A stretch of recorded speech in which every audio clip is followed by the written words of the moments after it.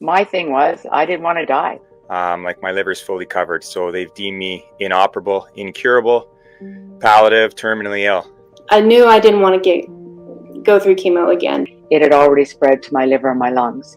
So now I was terminal. With that news, it was kind of shocking. Without treatment, I think I have about a couple months to live. The thing that we're trying to emphasize is that if you do metabolic therapy the correct way, you can not only manage the disorder, but you can also correct and fix many other problems that some cancer patients might have, like diabetes, high blood pressure, hypertension. So you actually get healthier as you're degrading your tumor. It's down now to 0.05, which is almost nothing. So here I am about 15 months, 18 months later, and I'm doing really well. I did that for 2020. In December 2020, I was cancer-free. My wife had a stage 4 cancer diagnosis, and she used metabolic therapies. 1 year later, she was cancer-free. And I'm not saying we throw out all chemo, because obviously you folks have done really well with chemo. What we're finding with fasting and part metabolic, part chemo, what we're finding is that dosages of chemo can be lowered significantly and still have powerful therapeutic efficacy. If you want to live and you want to get healthy, you do metabolic therapy. Now, that doesn't mean you don't do radiation and chemo. It would change the entire system, but they will not allow that to be done. Anyone that's been touched by cancer, if you're worried about cancer, please share this video. Please share Professor Seyfried's work. Please share Brad's documentary, cancerevolution.film. For anyone that's touched by cancer, it's a travesty, it's a tragedy, it is criminal that this information is not given to them just as an option, just as an additional tool in their toolbox of ways to treat their cancer. Hello and welcome to our roundtable discussion on cancer as a metabolic disease. I'm Kerry, and with us today is Professor Seyfried, along with a group of remarkable individuals, Diane, Jeff, Ronnie, and Brad, who have personal stories to share related to battling cancer with various regimens. And Brad, along with his wife, are producing an amazing series on cancer at cancerevolution.film. I highly recommend it, and he's worked with many individuals and experts himself.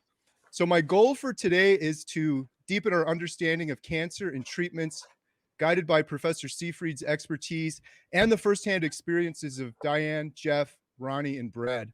So I'd love to start with Professor Seyfried, and then we can meet the other individuals and hear their stories, followed by some roundtable Q&A open discussion. Professor Seyfried, would you please share a bit of your background with our audience? And could you talk about cancer as a metabolic disease and what that means? Thank you very much, Kerry.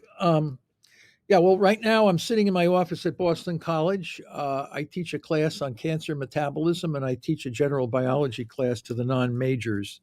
But I spend a lot of time telling them about energy metabolism. It's an area that is not well covered in many biology classes. I mean, it's very briefly covered, but to get into the depths, it's been kind of overlooked unless you're a biochemistry major in the biochemistry department. So I teach that, and we've published many papers on cancer, targeting cancer metabolism. We've been working on trying to figure out what Warburg was doing for more than 20 years now, almost a quarter of a century, and investigating, doing a very deep dive into what he said, what he found, and the controversies and the difficulties associated with trying to interpret what Warburg had done. At first, he was largely, in fact, correct, but there were some serious debilitating errors in the way he was quantifying energy metabolism, and he was attacked for that and defended this, and I think it was the systems that folks were using, oxygen consumption as a readout for ATP synthesis from oxidative phosphorylation, lactic acid production as a readout of ATP synthesis through cytoplasmic substrate level phosphorylation, and these now we have known from our own research here and the research of others that these are not accurate measures for ATP in cancer cells. So we've stripped it all down to a very simple process. Defect in oxidative phosphorylation, insufficiency of oxidative phosphorylation leads to compensatory fermentation. This is what Warburg said, but his readouts for the quantification of these processes was not accurate. Not because of his inaccuracy, but because the system, he didn't realize at that time that oxygen consumption was not always linked to ATP in cancer cells. Normal cells, yes. Cancer cells, no. And he knew nothing about the substrate level phosphorylation in the mitochondria, in the TCA cycle, the glutaminolysis pathway. So that was always a point of misinformation, and still is for the large part. So we have been able to streamline this whole problem. We interrogated every molecule that tumor cells could use as fuel. And we looked at every single amino acid, a variety of sugars and things like this. And we found that glutamine is the only amino acid that can provide enough energy for them, the nitrogen and energy. And glucose is the only sugar available to the tumor cell. There are other sugars, but they're not available in our body. So once you realize that the only two fuels to drive the fermentation metabolism in sufficient amounts to keep a cell growing are glucose and glutamine. And secondly, you know that every major cancer has some deficiency in oxidative phosphorylation, meaning their mitochondria are deficient. They cannot use ketone bodies or fatty acids. Ketone bodies and fatty acids are non-fermentable fuels. When you take away glucose and glutamine and give these cells ketone bodies or fatty acids, they die. So some people say, oh, fatty acids can be used. Only in the presence of glucose and glutamine. If you take away glucose and glutamine, fatty acids can do nothing. So once you've realized this, then you have a clear path to the resolution or long-term management of cancer, which is the simultaneous restriction of the two fermentable fuels, glucose and glutamine, while the body is in a state of nutritional ketosis. And it's the dosage, timing, and scheduling of these processes that will eventually slowly degrade and eliminate or the tumors, or put them in a very indolent state where they no longer become life-threatening. So this is the plan. We're working out the details, of course, with our press pulse therapeutic strategy. But we know the plan. We know we've interrogated these tumor cells. We know all the tumors in the body are similar. Lung, colon, breast, brain, they all are very similar, and they will all respond to a very similar kind of non-toxic strategy. It's just that this is not known. People don't want to know about it. People want something a lot more complicated and complex. It's not a genetic disease. The mutations are there, but they're downstream effects. They're not the drivers. They're not causing the dysregulated growth. So what's causing the dysregulated growth of cancer is the inefficiency of oxidative phosphorylation. People forget that it's the mitochondria that controls the cell cycle. So when that organelle becomes corrupted, the cell falls back on ancient fermentation pathways linked to dysregulated growth. So once you understand evolutionary biology and biochemistry, and you start interrogating these cells and putting them in very different kinds of environments, it becomes clear what we need to do, how to manage cancer without toxicity. The problem is there's a lot of firewalls. There's a lot of problems in trying to get that information out. So many people that I know that have been diagnosed with cancer are told it's a fluke or we don't know why. Do we know why? Like, what is the cause in simple terms? Chronic disruption of oxidative phosphorylation happens in every major cancer, but it can have different origins. So somebody could be exposed to a high dose of chemical carcinogen in their work environment or in their home environment without them knowing. And that chemical carcinogen can gradually degrade the ability of the cell, a cell in some part of the body. It could be a breast, colon, a bladder. That chronic exposure to chemical carcinogen will elicit over time a disruption of energy, leading to compensatory fermentation and dysregulation of the growth. Viral infections, hepatitis C virus, papillomaviruses. if you look at what the virus does, the virus enters the cell. You get many kinds of liver cancers from these hepatitis viruses.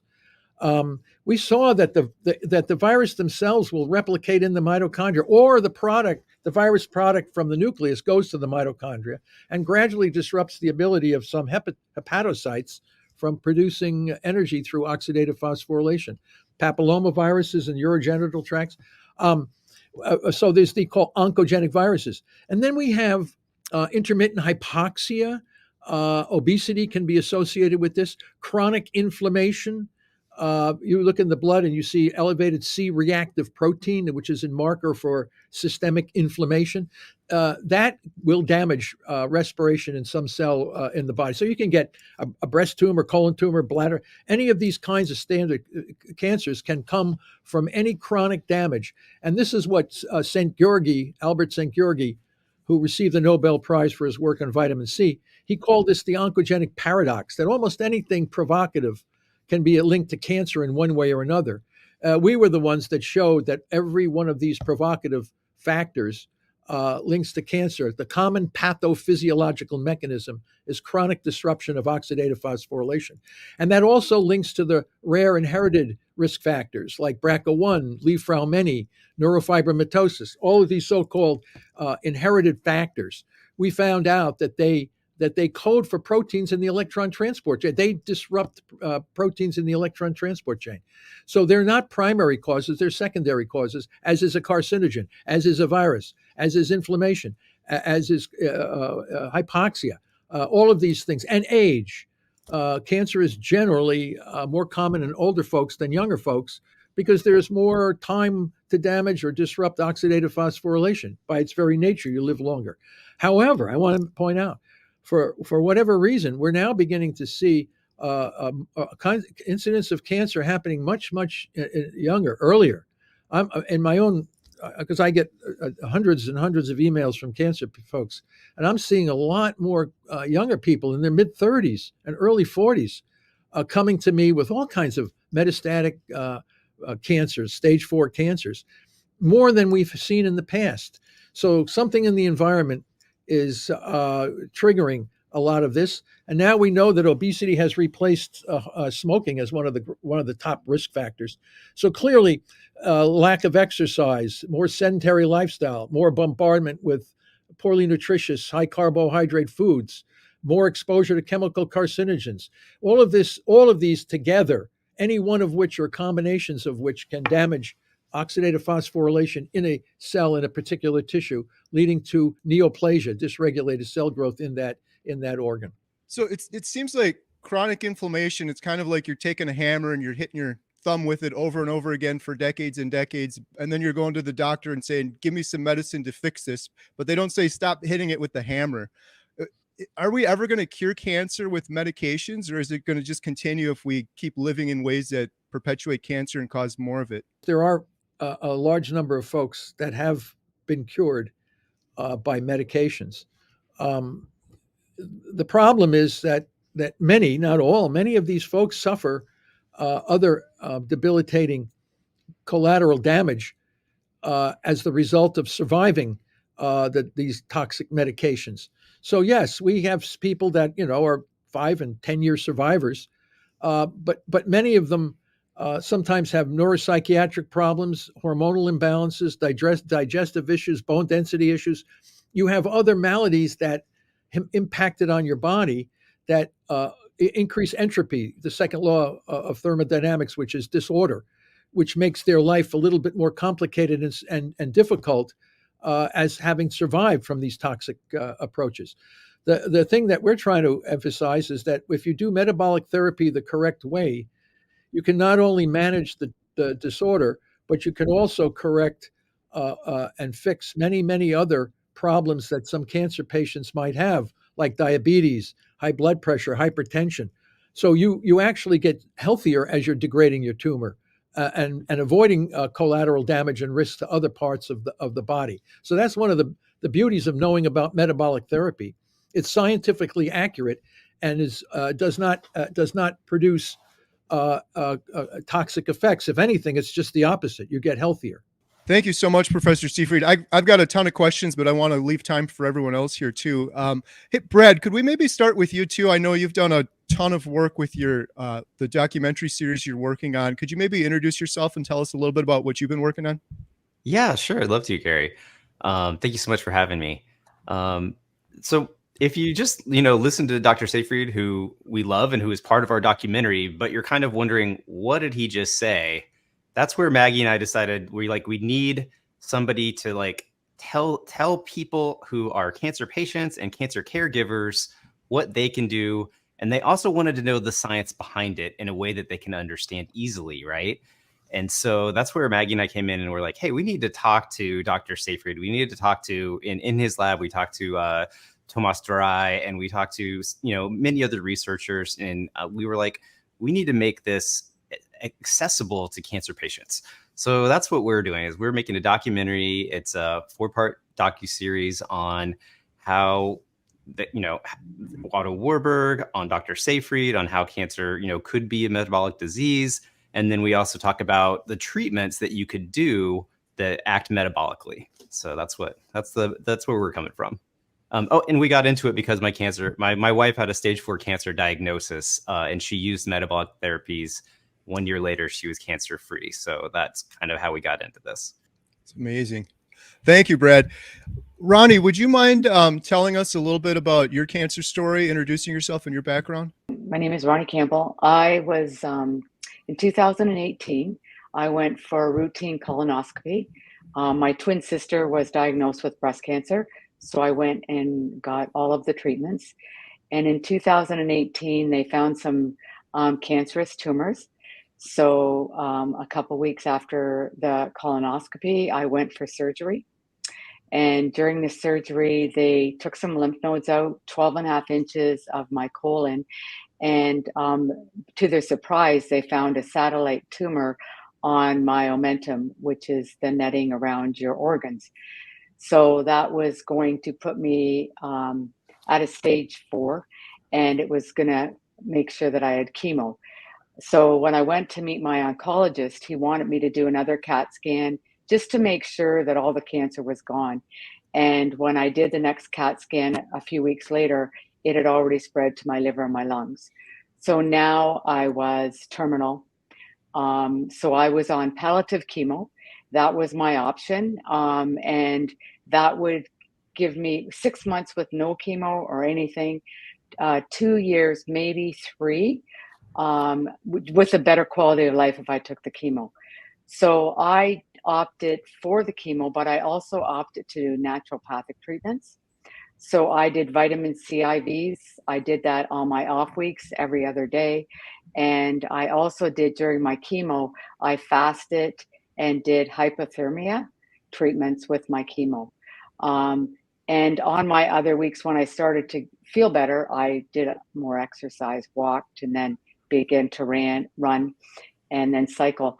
In 2019, 1st of November was my last chemo. I didn't need chemo in 2020, but I continued with my naturopathic treatments, the IVs, hyperthermia, like I would have done every other week. I did that for 2020 into so that's I continue to fast. And I was on the Mediterranean diet at the time. And that's where, you're reducing your carbs, watching what you're eating. So that's my story. And, I'm doing really well. So you fasted, you did a lot of exercise, but were Yes. you ever told by your doctors about Professor Seafried's work or fasting or anything like No, that? I wish. So you No. kind of found it on your own. Yes, I did a lot of research, and my thing was I didn't want to die.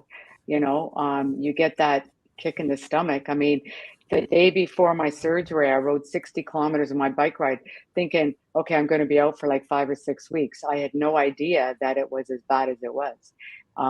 So for me, it was just like, how can this be? And I don't want to die. Like, there's got to be something wrong here.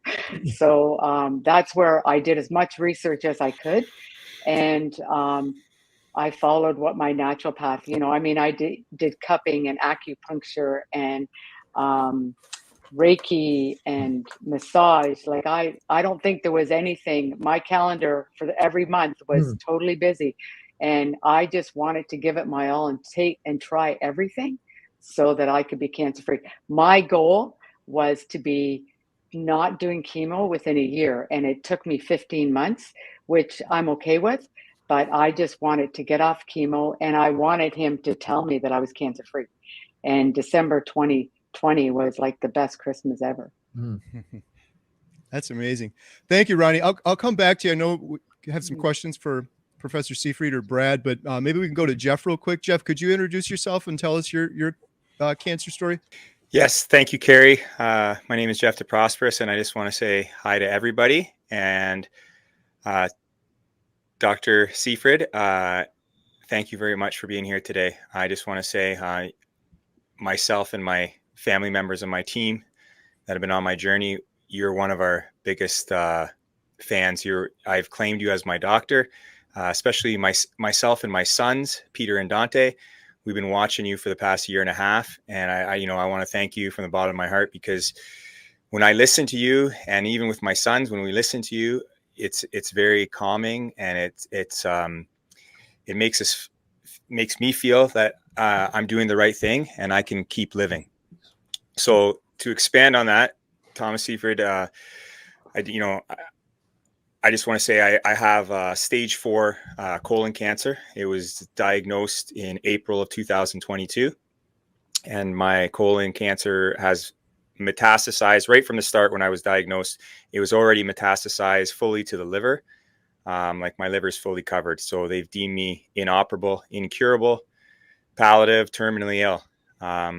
So, with that news, it was kind of shocking. Without treatment, I think I have about couple months to live. And with treatment, I think Dr. Baker even said it. I did an interview with him last week.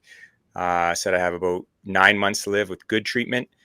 So here I am about 15 months to 18 months later, and I am doing really well. And just to let you know that, my regimen has been, I keep expanding on it with the help of, I have a good friend named Dwight, who has been coaching me through this, and he's the one that introduced me to you on YouTube. Yourself, Dr. Shafee, Baker, Dr. Berg, a whole bunch of doctors I've been following on YouTube that helped me with this. But my regimen has been basically, along with chemo, I've done 31 rounds of chemo. I had a 3-month break in the summertime, but I'm back on it again. But with chemo, I've done fasting every other week. My chemo is every other Wednesday. I do a 5-day fast around that. Diet, I started with ketogenic. Then I've been carnivore for over a year now. Exercise, so I try to exercise as much as possible. Naturopath doctor, osteopath doctor. Trying to introduce heat and cold therapy, a whole bunch of supplements as well. So I have about 7 or 8 items that are part of my regime. And in terms of, I just want to expand a little bit. I think Carrie asked Ronnie about if my oncologist has ever heard of the work of Professor Seyfried.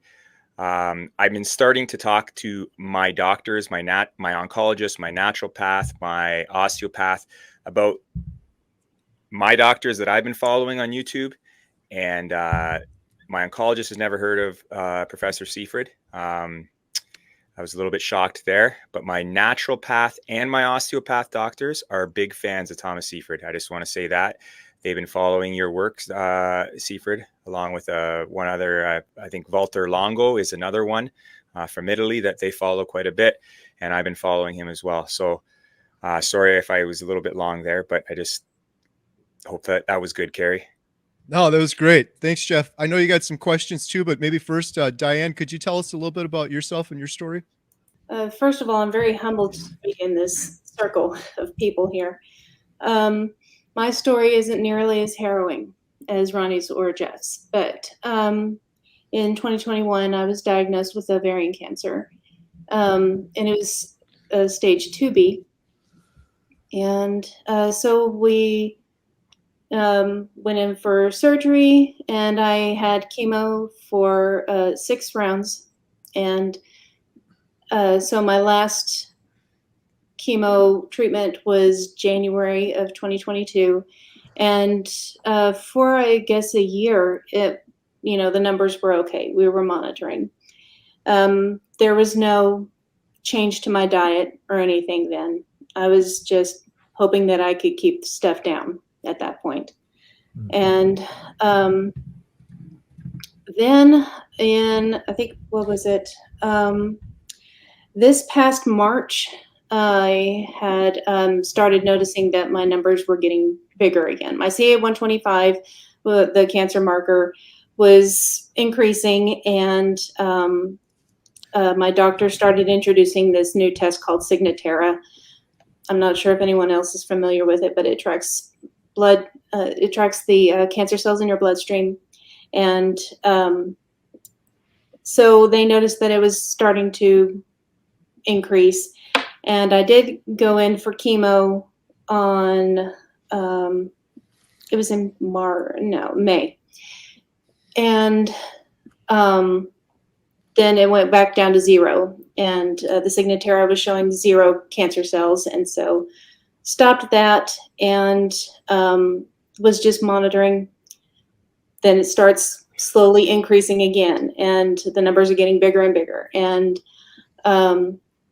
I knew I didn't want to go through chemo again, because the one chemo treatment that I did this past, was it May or something, and it was just horrendous. And I was like, okay, no, I need to find something else. And my parents introduced me to the carnivore diet, and I changed my doctor, who was really pushing me on chemo.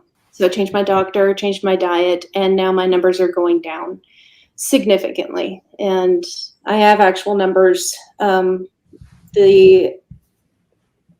2 Signatera treatment tests ago, it was 0.6. It's down now to 0.05, which is almost nothing. So very good. And that was with a 2 weeks of not being on my current medication, my Lynparza. So it's all very encouraging. That's great. Thank you, Diane.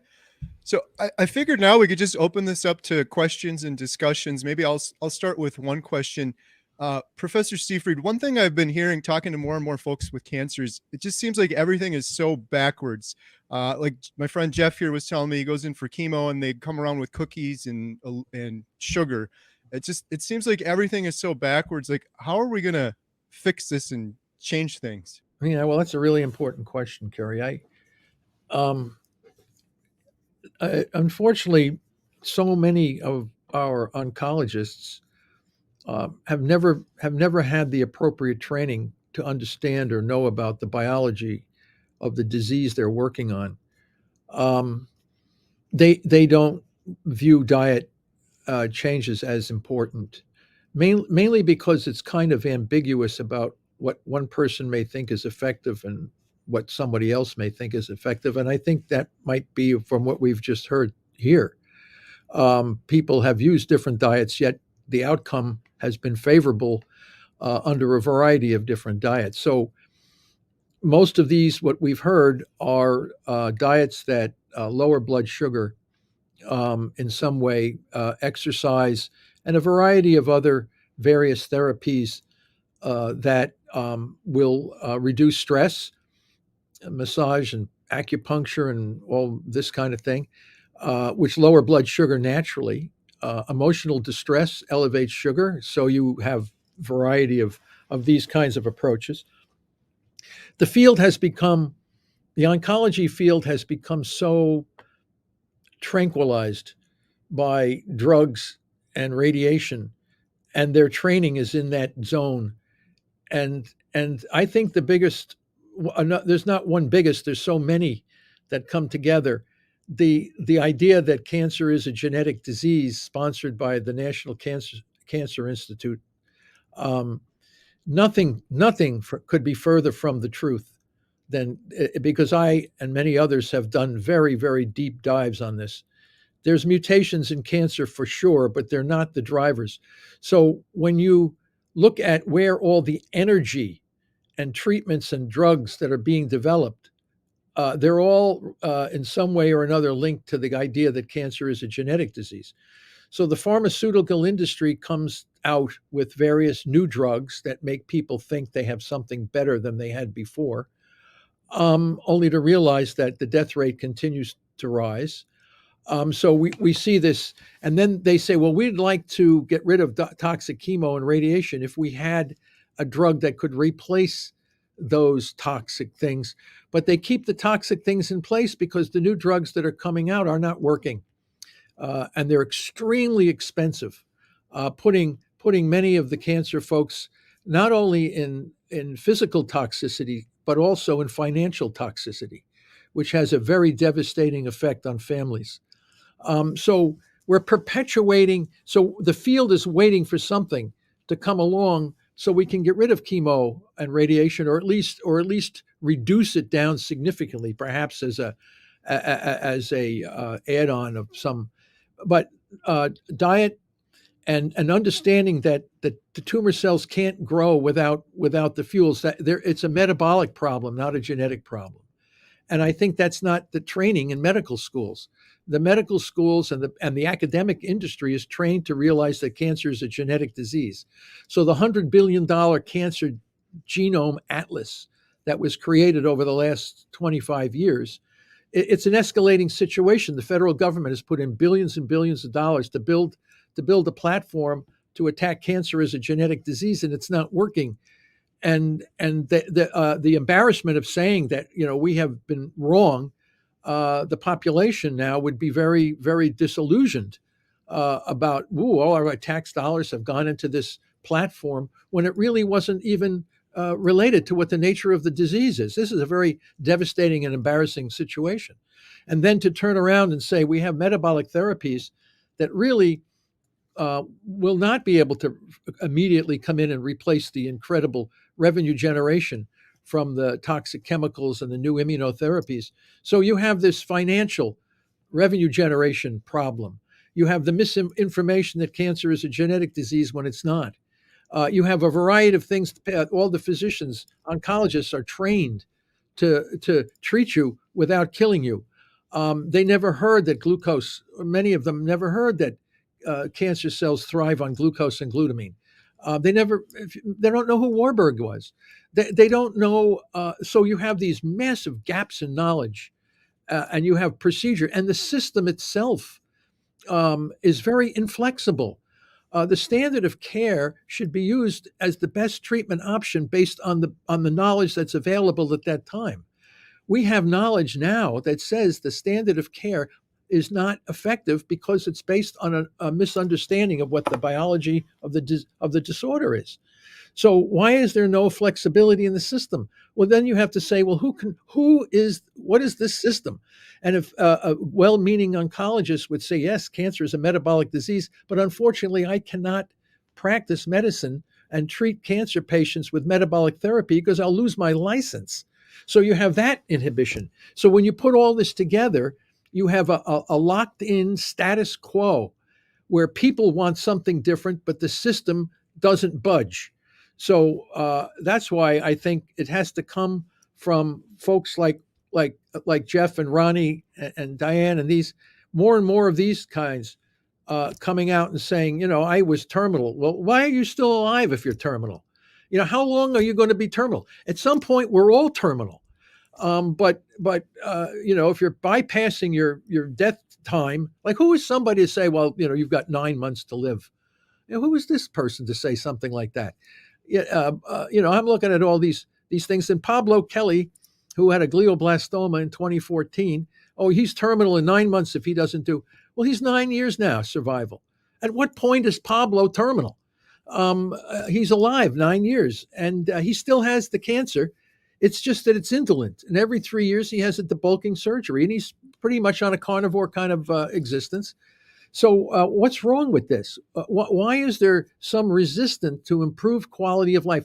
We're not saying we're cure. Everybody feels that you you have to cure cancer. The issue here is how about living far longer than would ever be expected? What's wrong with that?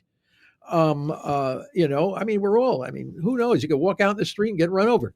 The issue here is that if people were told that they have a terminal disease and they seem to live year in and year out, what the hell does the term terminal mean? So I think we need to reevaluate this. And I am absolutely convinced that metabolic therapy is not that complicated. We're writing a treatment protocol right now that cover a lot of what we've just heard from you folks, but we're instituting it with flexibility for the individual, what they're capable of doing. It's both a diet drug combination. We're not using drugs. We use drugs that specifically target glutamine. We're not using that have very specific effects, not these off-target effects. So once we have this there, any physician with a license to practice medicine, you don't need to be an oncologist. All you need to know is how to implement metabolic therapy, which is based on the practice of medicine itself, because each individual might be a little bit different from another individual. Some might do better on a Mediterranean than a carnivore diet. Someone may be better on a pescatarian or a vegetarian diet. You use the glucose ketone index to give you a quantitative assessment, and then from there you can mix and match the various other kinds of modalities that an individual would have until they feel really comfortable. And just like we saw the biomarkers, it's really down to near zero, or I can't see the CAT scan anymore. Those are the kinds of positive responses that we would get from majority of people that would transition to metabolic therapy. And I'm not saying we throw out all chemo, because obviously you folks have done really well with chemo. What we're finding with fasting and part metabolic, part chemo, what we're finding is that dosages of chemo can be lowered significantly and still have powerful therapeutic efficacy. So you can actually maintain some of these things, but we found that when our preclinical system was in ketosis, we were able to deliver 3 times more drug on target, making these drugs so much more therapeutically effective at lower dosages, therefore bypassing a lot of the toxic effects that people would, like Diane saying, this should never happen. You should never have to be brutalized by a poisonous chemical. So you can use those chemicals at much lower dosages, still maintain therapeutic efficacy, and avoid the toxic secondary effects. So all of this is part of metabolic therapy. It's the new form of treatment of cancer. And just people need to be trained. And it's a lot of trial and error on individuals as well. I mean, we have a chance. I mean, how do you feel today? I feel really, really good. Well, we're going to try this. No, I didn't feel it. Okay, back off that. You can work it for each individual until that individual all comes out with the same thing. The tumor's not there. My biomarkers are down. I feel pretty good.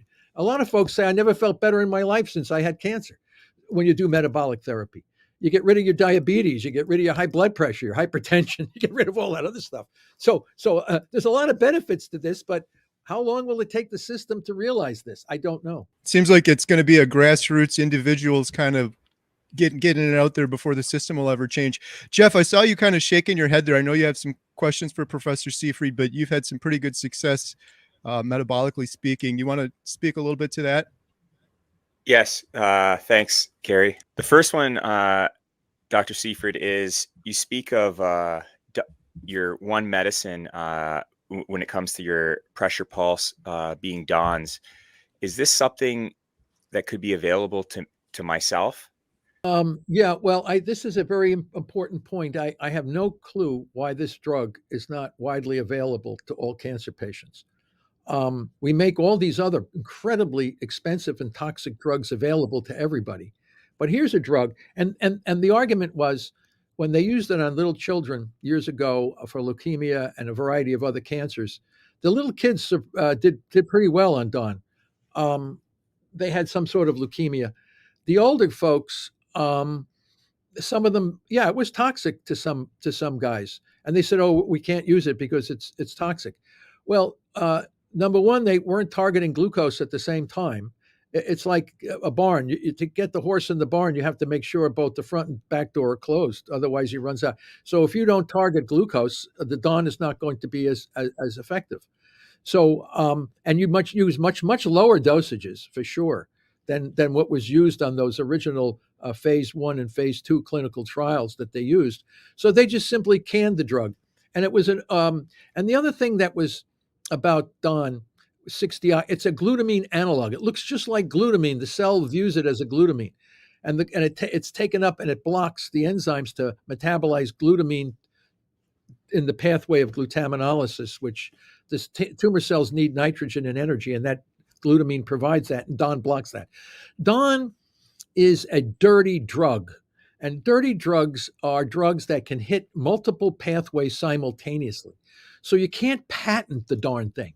So, so what folks have done is they've taken the molecule like DRP or 104, and there's a few of these other derivatives of Don. They put little tails on them, like a 4-carbon tail, and all of a sudden now that becomes patentable. And many pharmaceutical companies are out there trying to tweak and manage. But the bottom line is that all those little tails and things are eventually cleaved off, and the drug that does the therapeutic job is the Don itself. So why is this not available to the public? I have no idea. We have clearly shown how we can use this drug, especially with metabolic therapy. And when you're in low glucose and elevated ketones and you use Don, it's not that toxic. It's not, it's toxic if you use a whole buttload of it in the absence of the way they used it in the past. Anything can be toxic if not used in the correct dosage, timing, and scheduling. So why is there no outcry on the part of the population for a cancer drug? Because it might be because who's going to make a profit on this? And the other thing what we see is, you remember Martin Scarelli, the most hated man in America? He went to Congress and he just degraded the people, said horrible things to the congressman, and he started selling EpiPens or some other things. Elevated the price 700%. This is called Scarelliing the drug, a very cheap drug, just done because they could do it. You can make a huge profit on something that, and this is what I see happen in the industry. Lumistine was a very cheap drug. Someone found out that it had some effect on tumor. It was like $2 a tablet. As soon as the field found out that it had effect on cancer, it became $700 a tablet. This kind of behavior is immoral. I don't care what anybody says. This is immoral behavior, and any company, person that would do something like that is morally challenged. And the folks in this society need to know that. There's no defense. I don't care what it is. There's no defense for immorality when it comes to this kind of stuff. There are drugs available, and these drugs could be very effective when used in the appropriate way. The problem is they're not available. Why is this? Why is this there? Why are they not available? And you say, oh, it's too toxic. What, relative radiation and cisplatin and these other kinds of drugs? Give me a break. So we can do this if the people, and then the problem is we have all these cancer societies, breast cancer, colon cancer, lung cancer. These societies need to unite. Cancer is a singular disorder of energy metabolism. Lung, breast, colon, they all have the same fundamental problem. They need to ferment. So why don't the societies unite? And where are we doing with all the money that they're raising? Why does this go to get these drugs on the market? They keep running and jumping and swimming and raising all this money. Oh, we feel so good. Well, where is it going? The more money we raise, you get more breast cancer, colon cancer. I mean, we have almost 1,700 people a day dying from cancer. I mean, it's not getting better, it's getting worse. And there's no accountability with the money, either spent by the federal government or by these private foundations that raise funds. So this is the system itself. There's so many different things that need to be changed before we can see real progress. Thank you, Dr. Seifert. I just, I think I'm going to look into Don's a little more, maybe with you at a later date. You've answered some of my other questions kind of in your answer, but I was going to ask you, especially with glutamine, because I've taken control of my glucose through my diet and my fasting and my exercise for sure. But when it comes to glutamine, in terms of how I can naturally suppress glutamine, especially because glutamine is an amino acid found in pretty much all foods, and in red meat especially, I'm going to contradict what I'm doing here as a carnivore. It's very high, and glutamine has benefits in terms of being an anti-inflammatory amino acid, but at the same time, I'm trying to suppress it. So, I do try. I take an EGCG pill. I try to drink. I try to drink as much matcha and green tea as possible. But my question to you is, how can I naturally suppress glutamine on what I'm doing in my regimen right now? Yeah, well, this is the question that so many people ask. There's no food, there's no diet that will suppress glutamine. I mean, EGCG is a very minor thing. Glutamine is the most abundant amino acid in the blood. It's the most abundant amino acid in our body. You have to realize that this amino acid is necessary uh, uh, for driving the growth of a tumor cell, but it's also necessary for the health of our gut, our microbiome, our immune system. Now, here's the situation: the metastatic cancer cell, and we have published papers showing this, all metastatic cancer cells are derived from the immune system. They fuse, they fuse with stem cells and they fuse with themselves and they become corrupted metabolically. So the same cell in our body, the immune cell, needs glutamine, as does the neoplastic metastatic cell, which comes from the macrophage, which is another immune cell. So, so, um, so taking glutamine helps your normal cells, but then forces the tumor cell to survive. So how do we? That's why we developed the pulse strategy. So we can press glucose down, which slows down the tumor, but we can't press glutamine targeting with DAWN because then you cripple your immune system from coming into the system and picking up the dead corpses, the tumor cells that you just killed. You've got to have an active immune system to come in and pick up the dead cancer cells. Otherwise, you get inflammation and you can get other problems from leaving dead bodies hanging around in your body in some tissue. So that's why we press glucose. You can push glucose down really, really well. Hyperthermia, all the things you guys have been using is great. But then you need glutamine targeting drugs that actually work, like DAWN is only one, and some of the newer ones that are coming out. But you pulse them. You don't treat them too aggressively because you're going to damage your immune system, damage your gut, make yourself unhealthy.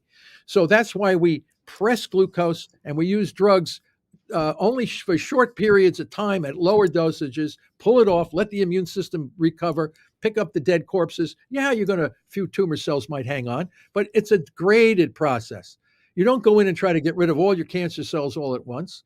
You degrade them slowly, and that you need diets and drugs for that.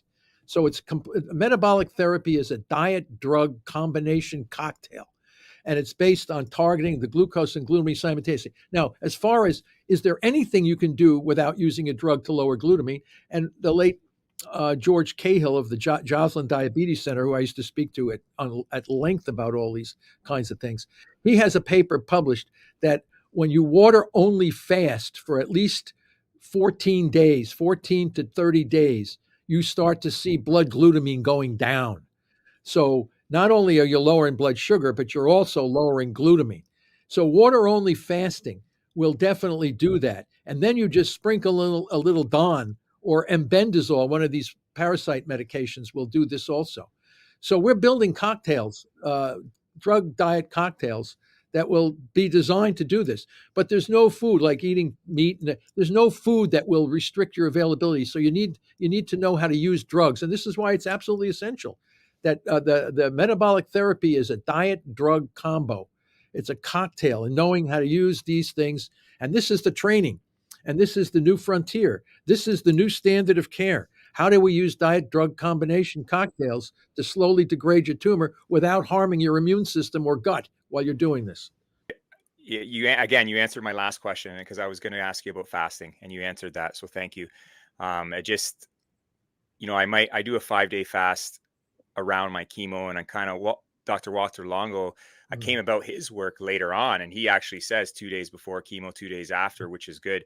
But I'm learning something here about the 14 to 21 day fast, and I've been humming and hawing about it. And I was going to try to do it in the summertime, but I think I'm sooner or later I'm going to do a good 14-day fast coming up to see if I can suppress that glutamine a lot.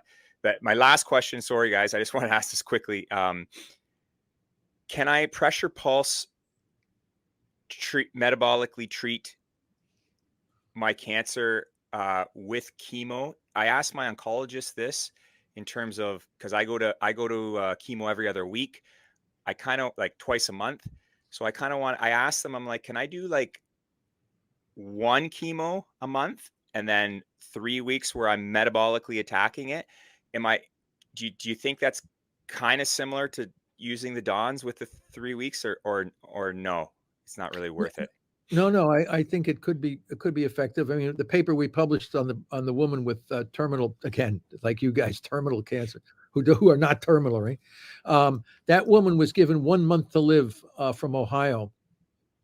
She went to my colleague's clinic in Istanbul, Turkey, and she was in such bad shape. I mean, they had given her up completely at the oncology center in Ohio, and she flew to Istanbul, and she was in the emergency room for 2 weeks. I mean, she was so sick from the chemo and everything else, and so they gradually pulled her off everything. She slowly got out of the emergency room. They built her immune system back up, and they used very low dose of chemo while under hyperthermia and these kinds of things as well. And they have the paper. If it's open access, it's in the journal Curis, and you can see she was lit up like a Christmas tree with PET scan for cancer. It went from her breast to her bones to her brain to her liver, everywhere. She was just full of cancer, and within I think it was 6 or 8 months. I mean, the scan was clean, and then she stayed on that for another year, and then we have pictures of her with her husband in Hawaii, celebrating her new life. And again, they were using metabolically supported chemotherapy in that strategy. And the interesting thing about hyperthermia, and they use that as well. We know that cancer cells are weak. They are very inflexible in how they deal with physiological stress. They're not like the normal cells in our body, which evolved over millions of years to be stressed in all kinds of ways and still survive.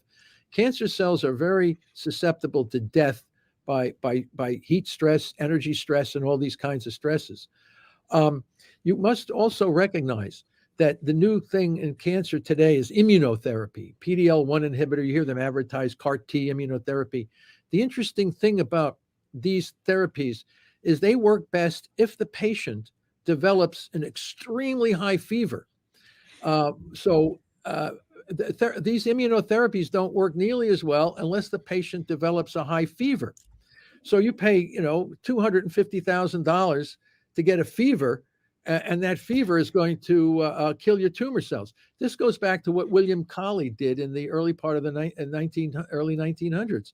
He would give live staph and strep bacteria to cancer patients that would develop extremely high fevers, and he had a cure rate of about 80%, just because the tumor cells can't handle the hypothermia. And you throw a little chemo in the side, and you throw a little put metabolic stress, lower the glucose, and these tumor cells just up and die.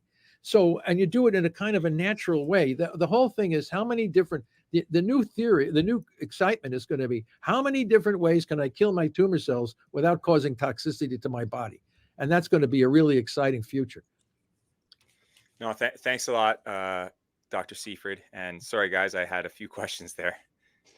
No problem. No Yeah, worries. so open floor. We got a couple of minutes left. Ronnie, Diane, Brad, if anyone has any questions or discussion points, feel free to jump in. I'm just surprised that other oncologists don't have the information you do. Like, I mean, that would be so helpful, to have that information. Or maybe they do, they just don't. I don't, like, I'm just dumbfounded. I listen to or watch you on YouTube, and I'm just like, why doesn't anybody, do what he's saying?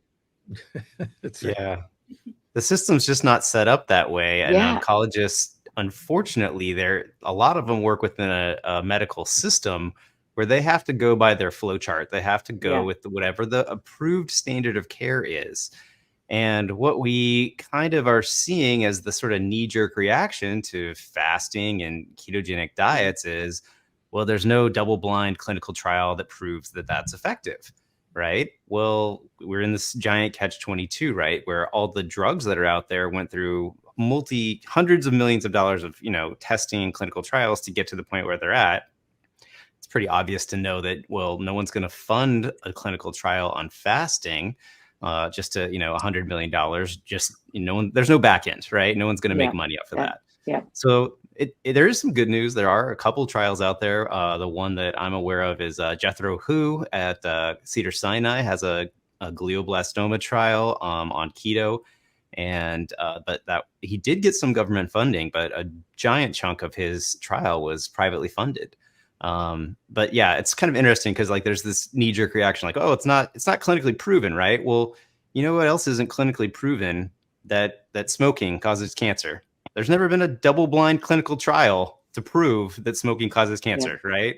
So, it's convenient to use it at times, but if you really look at it, it's interesting. So and that's what both Seyfried and Carrie alluded to. Is like we just got to do this grassroots, right? That's what's going to happen. That's kind of what happened with smoking, right? It's like enough people do this, there becomes a giant mountain of evidence that you just can't, sweep it under the rug anymore.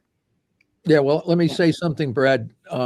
Having worked in the epilepsy field for many decades as well, when Jim Abrams brought the world attention to ketogenic diets to save the life of his son Charlie, they started the Charlie Foundation, and the major medical schools would always use that and say, well, there's never been a double-blind crossover for ketogenic diet to show that it really works in children with epilepsy. So the group Helen Cross and the group from Johns Hopkins, Helen Cross in England and Johns Hopkins put together with Beth Supek Kenyon and a variety of other folks, they put in a really powerful clinical trial and showed without any question of a doubt that the ketogenic diet metabolic therapy for epilepsy was very powerful in reducing a whole range of different things. So even with that article published, when parents take their child who might have a seizure, they get drugs before they get the so there's a tremendous resistance on the part of the industry to push pharmacy before more natural approaches. So that's always going to be, especially for cancer. But cancer, when you have a child with epilepsy, the probability of death from seizure is quite rare.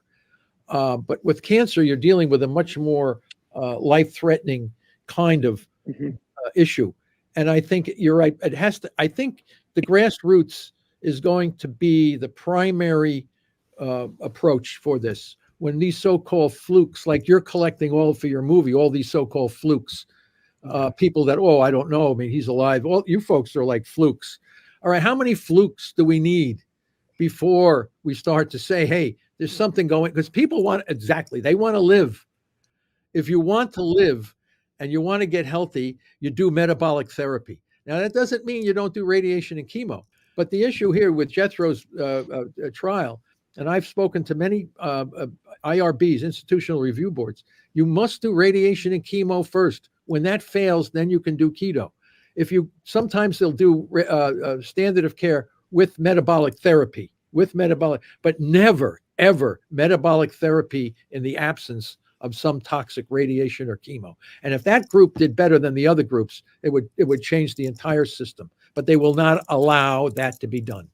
Yeah. In fact, his trial is just, people doing chemo and radiation with ketogenic diet and people doing chemo and radiation without. That's what the trial is, right? Is there a better outcome with it? Yeah, there is.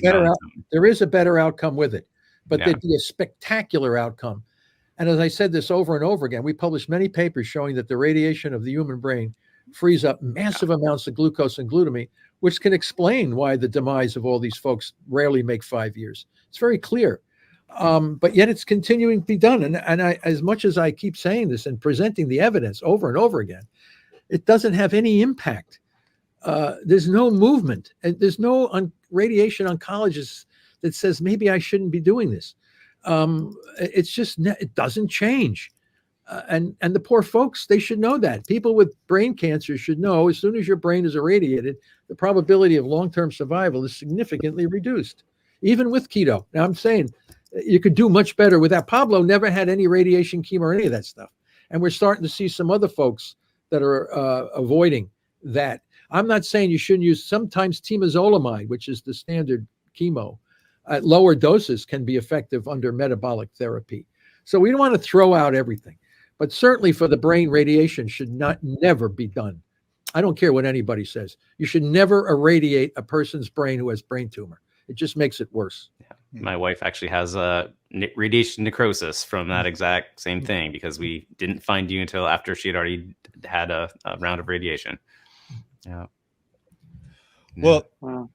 we're at the end of the hour here. I just want to say a huge thank you to Professor Seyfried and everyone, Ronnie, Jeff, Diane, Brad, for joining us and sharing this. It's man, it's just such a shame. I just wish that as soon as someone's diagnosed with cancer, they should just have this as an option. We're not saying you have to do this, but knowing that it's an option, it's such a shame that people are diagnosed with cancer and they never learn about this, sadly, for some until it's too late. So I'm going to do everything I can to spread the word. And huge shout out again to Brad's documentary, Cancer Evolution. Cancerevolution.film. I'll have a link in the description below for that. I did a whole video about it because it was just fantastic. I learned so much from watching it. And huge shout out too to Professor Seyfried. Professor Seyfried, I'll have a lot of your links in the description below for your website, Twitter, your book. Is there anything else where people can find you want to mention? Well, I mean, all the support for our research comes from private foundations. And Travis Christofferson's foundation is a major supporter of our work. As long as we continue to have the funds, we're working on pediatric brain cancer now, high-grade pediatric glioma, which is the #1 killer of little kids. And we have a paper that we just put out, and we're polishing it up for a major journal right now for high-grade glioma using diet drug cocktails to do that. And we think we can definitely make a huge impact on keeping these kids alive without toxicity. I'm absolutely convinced we can do this. So these papers have to come out. People have to see the strategy and what we're doing, and things will move forward. But as long as we have philanthropy and private foundations, we can keep going, because I don't rely too much on the federal government anymore. It's kind of a lot of work, and it's a lot of hassle, and 2 or 3 guys make a decision as to whether or not you should get funding. So people who have family members that need help, that they seem to be far more interested in what we're doing than people that sit on study sections and things like this. So yeah, I think in the future everybody will be getting grants for metabolic therapy once it becomes well established. But we've got to establish it with folks that live. I write up case reports. So I keep writing, and the dogs too. It's unbelievable. It worked on animals. But people, like, we're going to try to write up a couple more folks that have these so-called stage 4 prostate cancers and different kinds of cancers. And the more of these kinds of, like, you guys are great, but we don't have a case report in the literature documenting everything you've done. Your blood sugar levels over, like we did for Pablo. You want to see the way it's done correctly, you look at the way we wrote up Pablo Kelly. We had 5 years of accurate blood glucose ketone meter markings. We had MRI CAT scans on his brain. We had how he felt. So we put in everything we could possibly put in there so others can follow this. The guy from Israel, from Egypt, that young man, he had a glioblastoma. He was doing really well, but they insisted on irradiating his brain. And we said no, but they did it anyway. And eventually he died. And when they did the autopsy, he had radiation necrosis. The brain was liquefied by the radiation. It wasn't the tumor cells that killed him. So again, I've seen so much of this happening. But I think we can keep people alive in a much higher state doing metabolic therapy. And that doesn't eliminate all parts of standard of care, but it certainly modifies it in such a way that we can have many more Jeffs, Dianes, and Ronnies, armies of you guys out there. So, but you got to also be vocal about it. I think, Jeff, you're doing the right thing. I think all you guys are doing the right thing. And the doctors need to be aware of this. And you can tell them, you can see how they respond right after answering, how is your therapy going to target my glucose and glutamine? And if they say, listen, we have the best method to do that, then you want to listen to these guys. They might know what they're talking about. But if it looks like a deer in the headlight, then you automatically know that you might not be talking to the right person, dealing with your very existence and soul. So again, it's an educational mission. Scientific literacy is important. Just knowing this information, you're right. But I think, Kerry, this is the way to do it. Slowly but surely. Brad, this movie is going to have a major impact. So all of these things are going to be out, and eventually you're going to see a turning. There's going to be a turning. Absolutely. Yeah, I look forward to that day. Thank you all so much. I urge you all to support Professor Seyfried and Brad's documentary. Mm-hmm. And then as well, Jeff has his own YouTube channel. He's bravely sharing his story there. So does Diane. Ronnie has a book she wrote. So I'll have links for everything down there. But please share and get the word out, especially if you know someone touched by cancer. I think everyone needs to have this information. It's life-changing for sure. So thank you all so much. I really appreciate it. Thank you very much. Thank you very much. Thank you, Tom. Thank you. Seeing you all. Thanks. Take it easy now.